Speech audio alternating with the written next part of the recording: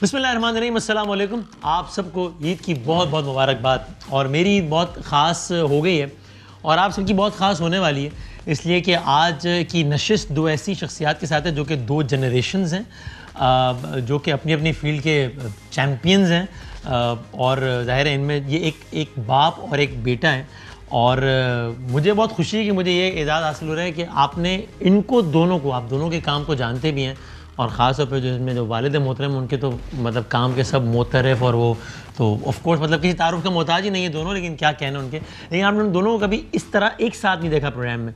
तो मेरी बड़े अरसे से, कुछ सालों से मैं इस चीज़ पे लगा हुआ था, इस प्रोजेक्ट पे, कि किस तरीके से ये मुमकिन हो पाए, और आज ये मुमकिन हो गया है। तो हमारे दरमियान दोनों शख्सियात मौजूद हैं, जिनमें से जो साहबजादे हैं वो क्या ज़बरदस्त म्यूज़िक कंपोज़र हैं, सिंगर हैं, आर्टिस्ट हैं, मुसव्विर हैं, और आप कभी उनका नाम ही उनका बस पूरे का पूरा तारुफ़ है। आप उनके काम से वाकिफ़ हैं, उनके गाए हुए कितने ही कलाम है जो कि आपके जहनों में है, जिसकी शायरी आपको अज़बर है। और जो वालिद मोहतरम हैं वो तो ऑफ़ कोर्स असर हाज़िर के मुफ़क्किर हैं, दानिश्वर हैं, मुसव्विर हैं, अदीब हैं, राइटर हैं। और जब मैं नाम लूँगा तो आप सब मुझसे एग्री करेंगे कि मैंने ये तारुफ़ कराने में ज़रा भी मुबालगा नहीं किया है, ये इस तारुफ़ के हक़दार हैं। तो हमारे साथ ख़वातीन हज़रात हमारी ईद को शानदार बनाने के लिए तशरीफ़ फरमाएँ जनाब बिलाल मक़सूद साहब और जनाब अनवर मक़सूद साहब। अस्सलाम वालेकुम। जीते रहे। क्या खैरियत से? ठीक ठाक हैं। ईद की बहुत मुबारकबाद दोनों को। आपको भी। और आप दोनों का शुक्रिया ईद को ख़ास बनाने का हमारी। अनवर अंकल, पहले आप तो बताया ना कि आप, मैं क्या अनवर भाई कहूँ, अनवर अंकल, वैसे मैं अनवर अंकल कहता हूँ तो वैसे एम ठीक है। अच्छा अच्छा ठीक है। सारे मेरे छोटे बच्चे जो हैं, बच्चों के बच्चे, वो सब मुझे एम कहते हैं। ओके, देखिए आप अपने बच्चे के साथ कभी टेलीविज़न पे नहीं आए, इसकी क्या वजह? इसरार तो बहुत हुआ होगा, आई एम श्योर। वो बच्चा मुझसे आगे निकल गया। अच्छा ठीक है। ये खुशी की बात है कि जब औलाद आगे निकल जाए और वही रास्ता ढूंढे वो एग्री नहीं कर रहे वैसे आपसे बिल्कुल, जिस पे चलकर। नहीं, इनकी बड़ाई, क्योंकि हमेशा बचपन से ही मैं बुरे से बुरा काम करूं, बुरी से बुरी ड्राइंग करूं, फ्रेम करके ले आते थे। अच्छा। हाँ, कोई मुझे पता है कि मैं कितने बुरे गाने बचपन में बनाता था जब 11-12 साल का था। कीबोर्ड पे कोई भी मेहमान आए, बिलाल सुनाओ सुनाओ सुनाओ सुनो सुनो सुनो। अच्छा। तो ये बात हमेशा से मैं EMI में काम करता था। ओके। और मैं उनकी रिकॉर्डिंग का मैनेजर था। अच्छा, रेपर्टोरी मैनेजर था। ओके। और मेरे घर पे रिहर्सल के लिए फरीदा खानम, मेहदी हसन, गुलाम फरीद साबरी, गुलाम अली, तुफैल रियाजी, ये सब मेरे घर पे आते थे रिहर्सल करने के लिए। वाह। और ये थे कोई 2.5-3 साल के, ये आके बैठ जाते थे। जब ये 6 बरस के हो गए, हाँ, तो मैंने कहा बिलाल, तुम 6 बरस के हो गए हो, हाँ, तो तुम कोई बताओ तुम्हें क्या चाहिए। ठीक है। तो बिलाल ने कहा तबले। वाकई पहली बाकायदा फरमाइश तबलों की है। आज तक नहीं बजाए। तो फिर वो क्या किया उन तबलों का? मैं लाहौर गया। अच्छा। और एक बहुत ही महंगे बाजार में गया। उस बाजार से मैंने तबले खरीदे, जो कि वो कह रहे हैं उन्होंने आज तक नहीं बजाया। मैंने बहुत ख्वाहिशात की, लेकिन मैंने तबले वायलिन खरीदा, वायलिन आ गया, गिटार मांगा, गिटार इन्होंने मांगा, मैंने गिटार दिया। और मुझे ये भी याद है कि अम्मी अब्बा हमेशा खुश नजर आता था कि पैसे नहीं है और आप ही क्या कर रहे हैं। तो लेकिन अब्बा, मतलब कि कभी मेरी कोई ख्वाहिश हो। और म्यूज़िक के सिलसिले में बिलाल ने जो कहा, मेरी बेटी ने कहा मुझे हारमोनियम चाहिए। मैंने मुन्नी बेगम से कहा कि तुम जा रही हो कलकत्ते, वहाँ से एक हारमोनियम ले आना मेरे लिए। वो सबसे महंगा हारमोनियम कलकत्ते से लेके आई, जो मैंने अपनी बेटी को दिया, जिस पे बिलाल ने शुरू किया काम करना। मगर ये बातें जो है बड़ी ज़ाती बातें हैं। हाँ। इससे औरों को कोई फ़ायदा नहीं होगा। नहीं, लेकिन लोग जानना चाहते हैं एक बाप और बेटे का कनेक्शन जो है। वैसे अनवर अंकल जब भी डांट शाट पड़ जाती है अभी, या कभी नहीं?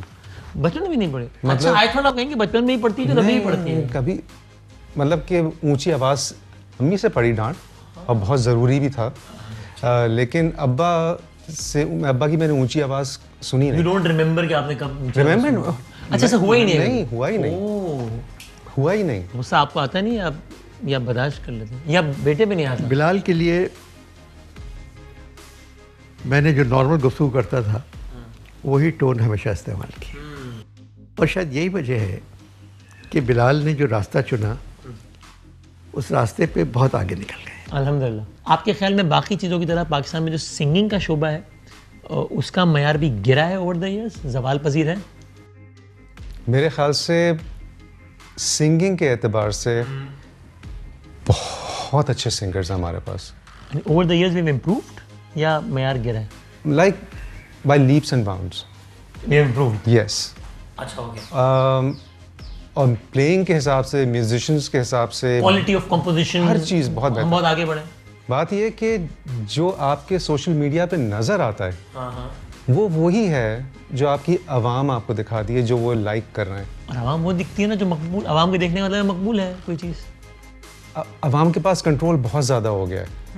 यानी कोई चीज़, कोई सिंगर बहुत अच्छा होगा, उसको वो शायद लाइक ना करें, लेकिन कोई चीज़ बहुत छिचोरी होगी और बहुत वैसा गाना होगा, वो आपको नज़र आना शुरू हो जाएगा क्योंकि उसको लाइक्स ज़्यादा मिल रहे हैं। तो अवाम भी कह रहे हैं कि मयारी काम पहले शायद ज़्यादा पसंद किया जाता था, अब मयारी काम पसंद नहीं किया जा रहा। फक्कड़पन, छिछोरपन ज़्यादा पसंद किया। अच्छे सिंगर्स हैं वो स्ट्रगल कर रहे हैं इसी वजह से। इसमें ये बात है कि मेहदी हसन दोबारा पैदा नहीं हो। मैं ये पूछना चाहता था, मेहदी हसन, फरीदा खानम साहबा, नूरजहां, फरीदा खानम, इकबाल बानो, और इसी तरीके से आप एक ही साथ में बेशक आज के सिंगर्स का नाम ले मगर तो लेवल अप हुआ है डाउन? इन लोगों में फैसल, बिलाल, रोहेल, अली अज़मत, जुनैद, आतिफ असलम, ये भी दोबारा पैदा नहीं हो सकते। अच्छा। एक ज़माने के साथ हर चीज़ बदलती है। ओके। चाहे अदब में हो, चाहे वो म्यूज़िक में हो, चेंज आता रहता है। और चेंज मुस्बत है या मनफी है? ये मुस्बत है। मुस्बत है। और ये एक नौजवान नस्ल के जो गाने वाले हैं और जो मेहनत करते हैं, आपको अंदाज़ा नहीं है कि मुमकिन है कि जब फरीदा बागेशी में गज़ल गाती हो तो उनको वो राग आता है, वो आराम से गा लेती है। सब कहाँ कुछ डालो गुल में नुमायाँ हो गई, बागेशी में गा दी।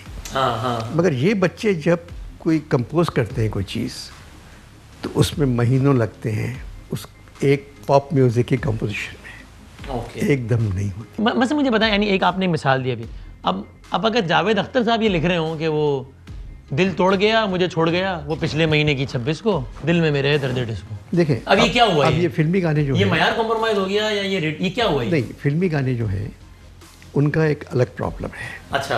अब मजरू साहब ने एक गाना लिखा जो उर्दू पोइट्री में भी उसकी हैसियत बहुत बड़ी है, आँखों से दूर जाके जाना ना दिल से दूर। अब ये लाइन जो है ये खूबसूरत तरीन लाइन है।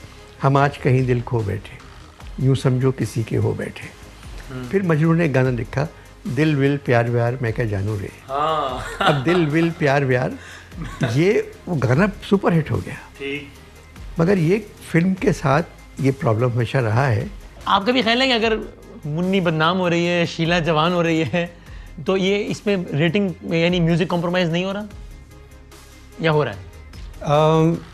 म्यूजिक कॉम्प्रोमाइज़ नहीं हो रहा क्योंकि म्यूजिक पसंद कर रहे हो नहीं। देखिए, कोई म्यूजिकली गलत नहीं है। अच्छा। म्यूजिकली हर चीज़ बिल्कुल सही है, लिरिकली गलत नहीं है। यानी जो डायरेक्टर ने कहा या प्रोड्यूसर ने कहा, लिरिसिस्ट ने वही लिखा और बहुत अच्छा लिखा। हर चीज़ वही है कि जो हिट होना थी वो हिट हो गई। बात यह है कि क्यों कहा, लोग क्यों मांग रहे हैं वो चीज़। और आप उनको, जब पीटीवी था तो पीटीवी में चंद इंटेलेक्चुअल्स थे जिनकी कमांड थी। ठीक है। वो जो चाहते थे वो बनता था और आवाम वो देखती थी, और बाकी ऑप्शन होते नहीं थे। ऑप्शंस होते, फेसबुक था नहीं, इंस्टा था नहीं। तभी अब्बा कह रहे हैं ना कि मेहदी हसन अब पैदा नहीं हो सकते, फलां पैदा नहीं हो सकते। तो क्योंकि लोगों को हमने दिखाया ही वही था और उनके पास कोई ऑप्शन नहीं था। तो हम लोग तो फिर आगे बढ़ते हुए इसी में, यानी फिर आपका ये क्यों ख्याल है, चूँकि मैंने आपकी गुफ्तगू सुनी है लोगों ने, कि आपकी ये राय है, जैसे मैं एग्री करता हूँ जैसे कि ड्रामे के हवाले से, जो कि ज़ाहिर है आपकी फील्ड है, मयार बहुत कॉम्प्रोमाइज़ हुआ है, बहुत गिरा है, तो वहाँ भी आपकी ये राय क्यों नहीं है कि भाई लोगों को ऐसा चाहिए, तो अब नहीं है धूप किनारे, अब फला अब ये है बस। बात ये है कि नहीं है, अब नहीं है लूज स्टॉक, अगर क्योंकि अब लोगों को यही चाहिए बस। किसी भी खेल को लोग पसंद कर रहे हैं तो वो अच्छा है। अच्छा, पसंदीदगी इस बात की ज़ामिन है कि ये चीज़ तैयारी है?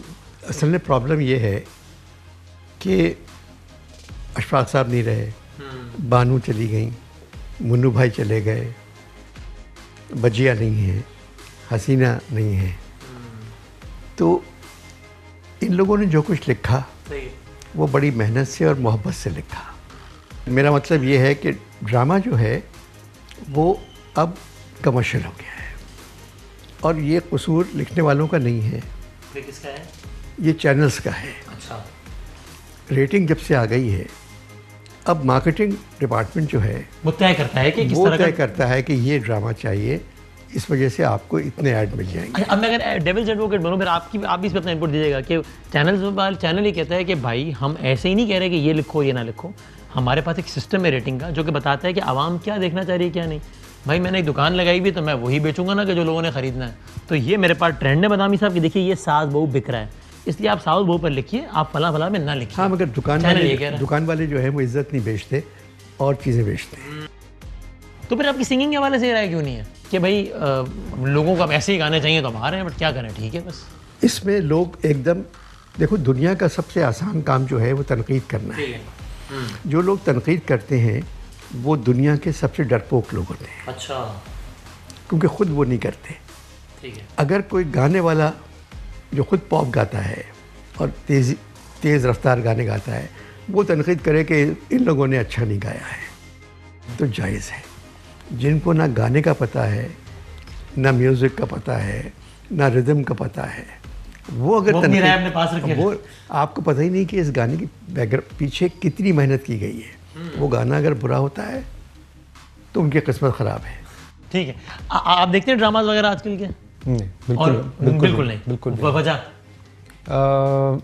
वक्त और शौक भी नहीं है। आमिर लियाकत का शो देखता है। अच्छा, शौक रमज़ान वाला या गेम शो? इस ज़माने में मैं वो जो जिसमें नागन डांस वाला था वो देखा आपने? वो मैं देखा था। तो पसंद आई आपको? परफॉर्मेंस अच्छी लगी? बाज़ चीज़ें ऐसी होती हैं कि आप अपने आप को कहते हैं कि मैं क्यों देख रहा हूँ, लेकिन आप देख रहे होते हैं, एक गिल्टी प्लेजर होता है। वो प्लेजर लिया हमने। और अनवर अंकल के बाद याद रह गई यानी क्या आप? ये अब्बा के बहुत चोट लगी थी जब मैंने उनको बताया था कि मैंने ये देखा है। मुझसे ये अच्छा चले आगे बढ़े। चले वैसे ज़रा इसी से मैं आपसे मेरा अगले सवाल ये करना भी था। तो ये आमिर की बात निकली तो दूसरे वाले आमिर की तरफ आते हैं। आप इस पर ओपिनियन तो दें अपना। आपके ख्याल में पाकिस्तान में हमारे जो भी मसाइल वगैरह, एक बहस हमेशा चलती है ना, ऐसे सरकस एक राय दें। तो ये बहस ठीक है आपके ख्याल में कि जनाब वो चूँकि पाकिस्तान में डेमोक्रेसी कभी चली ही नहीं है एज अ सिस्टम, आमिर आते रहे बार बार, ये अलिफ मत आ वाला आमिर है, इसलिए बड़ा गरज ज़्यादा हुआ? ये आपके ख्याल में सियासतदान जिम्मेदार है सारे? असल में बात यह है कि कोई भी आए,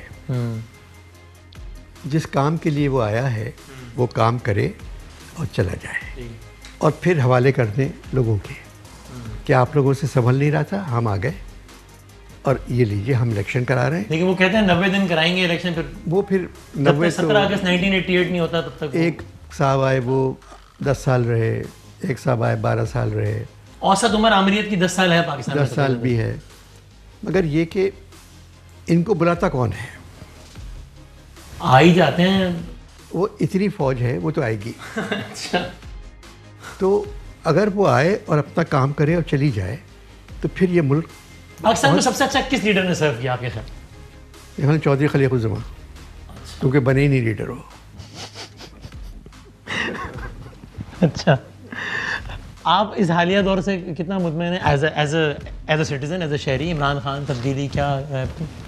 देखिए, मुझे लगता है कि हम दुनिया घूमते हैं। हाँ, सही। कहीं भी कोई किसी भी मुल्क में कोई आम आदमी पॉलिटिक्स में इतना इन्वेस्टेड नहीं जितना पाकिस्तान में। ऐसा ही है। चाय के ढाबे से लेके सीईओ के डेस्क पे बहस तबसरा होता है रोजाना। बच्चे भी। हाँ, बिल्कुल ऐसे। आपकी एक आम आदमी की हैसियत से करंट रिजीम के बारे में क्या रहा है? जो आपको एक्सपेक्टेशंस थी वो हुई पूरी? मुझे ये लगता है काइंड ऑफ डिसअपॉइंटेड या कि ब्यूरोक्रेसी जो है ना, मसला वहाँ पे पॉलिटिशियन से ज़्यादा। ओके। जो हमारा हेड है इस वक्त, प्राइम मिनिस्टर, उससे कोई वो नहीं है, मतलब बिल्कुल सही आदमी है। उनकी आपको फाइनेंशियल ऑनेस्टी पे कोई शक नहीं है? कैपेसिटी पे कोई? उन्होंने जिन लोगों को ट्रस्ट किया कि ये लोग परफॉर्म करेंगे, उन्होंने नहीं परफॉर्म किया। तो who should be blamed for अच्छा, that? वो खुद भी चेंज कर रहे हैं ना। आज उसने नहीं परफॉर्म किया, उसको रिप्लेस करो, उसको रिप्लेस करो, उसको रिप्लेस करो। यानी उस बंदे की इंटेंशन तो सही है ना। यानी और आप बोला था पिछलों में इंटेंशन का भी प्रॉब्लम था, बहुत ऑब्वियस प्रॉब्लम था। यानी इसने कोई चीज़, इमरान खान ने कोई चीज़ कवर अप करने की कोशिश नहीं की। कोई चीज़ गलत हुई, रिप्लेस करो, फिर गलत हुई, फिर रिप्लेस। ये नहीं कि फलां को खिला दो, फलां को खिला दो, इस चीज़ को छुपा दो, मट्टी पाओ। हाँ, ये नहीं। आप एग्री करते हैं? इसमें ये है कि जब पाकिस्तान बना, जब पाकिस्तान खुला, 14 अगस्त को खुला था, कायद के जो साथी थे वो नहीं निकले जो कायद समझ रहे थे। अच्छा, एक तरफ तो औरतों का रेप हो रहा था, बच्चे कत्ल हो रहे थे, सब कुछ हो रहे थे, और यहाँ उनके साथी हलफ उठाते हुए डिनर कर रहे थे और उन हालात पे जो कुछ हुआ है ये अपना जश्न मना रहे थे। ठीक है। सिवाय कायद के वो तकलीफ़ किसी और ने बर्दाश्त नहीं की। इमरान के साथ भी ये हुआ कि इमरान ने जो सोचा था कि यंग लोग आएंगे, पढ़े लिखे लोग आएंगे, उसको नहीं मिले और वो हार गया। जब वो जीता तो फिर उन्हीं लोगों का सहारा लिया कि जिनका नेगेटिव थोड़ा रोल। इनकी भुट्टो साहब भी हमने देखी तो नहीं, सुनी है मैंने, किताबों में पढ़ी है मैंने। जी जी। कि जी वो 71 में, यानी वो जिन जागीरदारों के खिलाफ निकले थे, अल्टीमेटली फिर उन्हीं को उसके मेंबर बना लिया। चारा नहीं था उनके बगैर। यही इमरान के साथ हुआ। मगर एक आदमी कुछ नहीं कर सकता। लेकिन आदमी आपको लगता है अपने तौर पर लगा हुआ है, पूरी दिलो जान से, जान फशानी लगा हुआ है, घबराया हुआ है। वो तो हमें कह रहे हैं घबराना नहीं है। को ये नहीं कहना चाहिए कि इमरान घबराया हुआ है।